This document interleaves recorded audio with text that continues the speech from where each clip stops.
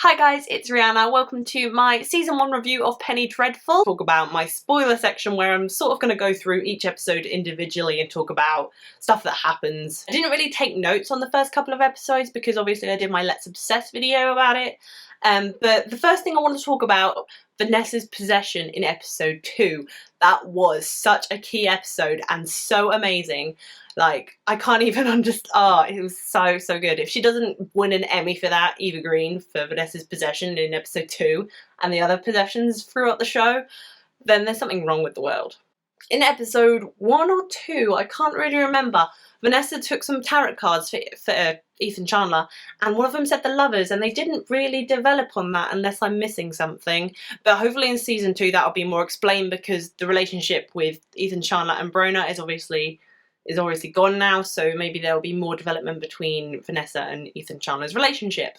I really liked Billie Piper's character, Bronner. I thought she was sort of changed with Ethan. Ethan was changed with her. I knew that she was going to be Frankenstein's monster's bride. I just knew it right off the bat. I just knew it. I knew it so bad. So it was kind of predictable in that sense, but it was kind of satisfying in the season finale to see that happen. But her accent in the show is, I don't know whether I love it or I hate it. Like, that really strong Irish accent is, I don't know whether it's good or bad. I think Dorian is a very underrated character because he's not that much in the episodes. I think the development between him and Vanessa, especially in the last episode, considering she's scared of being with him because she doesn't want to be possessed anymore, because the sexual encounter has triggered something in her, that she's the incarnation of the Egyptian goddess. There was a lot of development there, but I think they need to touch upon Dorian's character more in season 2. Is the episode with Dorian Gray and Ethan Chandler, when at the end of the episode it's complete madness. If you're watching this, then I'm assuming that you've watched the show, so you should know what I'm talking about. It's complete madness.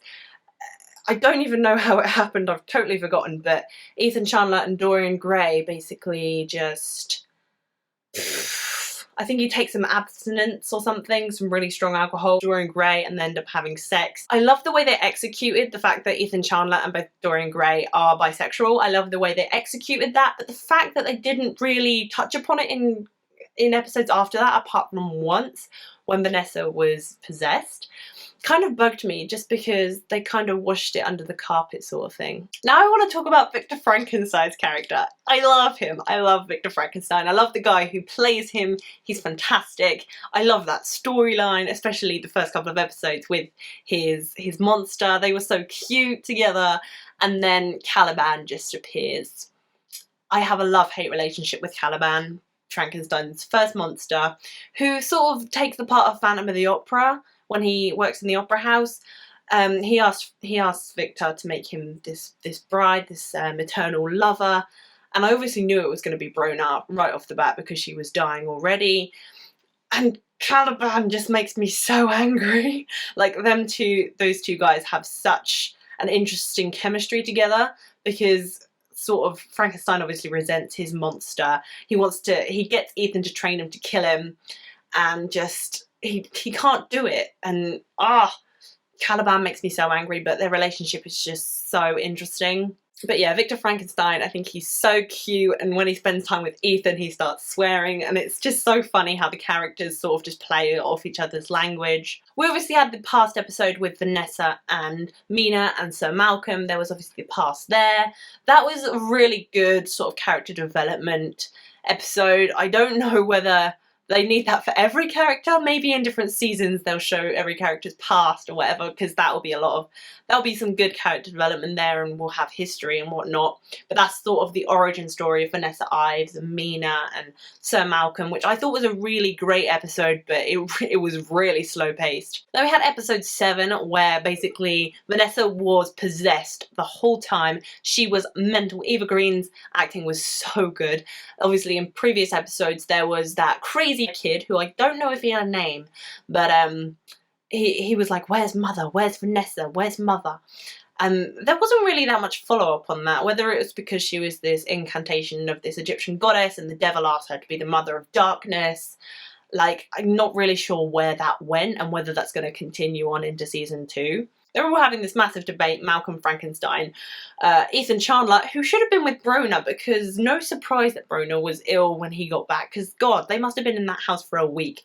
But Ethan just comes in here and starts praying in this different language, and Vanessa just snaps out of it and like, whoa man, that was a big thing. A lot of these episodes have cliffhangers at the end of them, which needs to happen in every show really. And then we had the season finale, which is sort of the main thing I want to talk about because so much stuff happens. So Vanessa tells Dorian she can't be with him, which kind of upsets me because I did like them as a couple, but I think Dorian's trying to have this competition on seeing how many people from the show he can have sex with. This is the episode where Bronner dies because she's suffocated by Victor. Ethan goes away to get something for Victor, and basically Frankenstein just suffocates her, which I was like, oh, you're so out of character, you would never do this, but kind of let her go softly at the same time. And now Bronner's being used for Caliban's bride.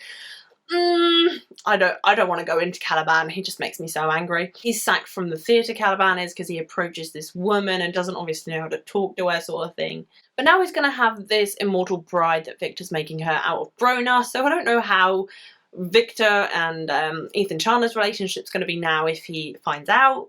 This whole episode was based around finding Mina in the theatre with this group of vampires, and that scene, that fight scene was so badass, man. Like, he just kills the main vampire and everyone sort of dies. I would have liked it to go on a little bit more. Like, it was a really satisfying scene to watch because it was so badass, and you've got Victor Frankenstein being a badass as well, which I love.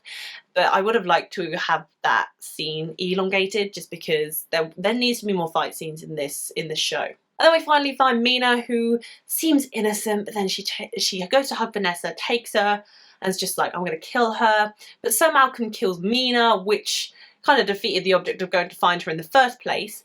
But he finally knows that Vanessa is like a daughter to him, which was very satisfying to watch. Another thing that happened in this episode is after Bronner's death, Ethan's a bit depressed. He goes to the bar, starts drinking, and his father's minions turn up and are just like, oh, your father's eager to see you.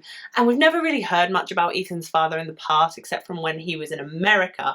So that will be interesting to see in season 2. And then on the full moon, finally Ethan turns into a werewolf. I knew it, you knew it. People who don't watch the show knew Ethan Chandler was a werewolf. Come on guys, cough up.